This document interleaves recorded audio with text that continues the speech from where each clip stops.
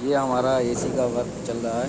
ये देख सकते हैं, ये ड्रेन पाइप है पीवीसी, इस पर जो है इंसुलेशन चल रही है, क्लिप भी बोलते हैं जिससे। ये देख सकते हैं मॉइस्चर के लिए।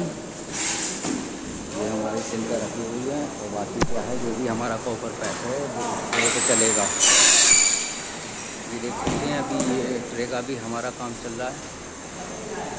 पेपर में ये ट्रे जा रही है, वो हमारे बंदे लोग हैं सामने, ये काम कर रहे हैं।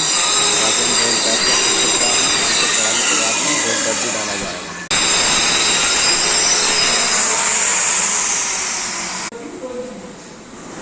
चढ़ाओ चलते हैं, ये रख दो, दूसरा डालो। आप देख सकते हो भाई लोग, ये हमारा ड्रेन का बनाओ, दूसरा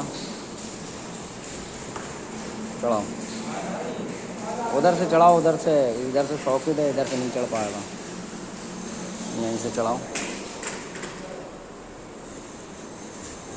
देख सकते हो हम ये इंसुलेशन चढ़ा रहे हैं, जिससे पुलुक भी बोलते हैं।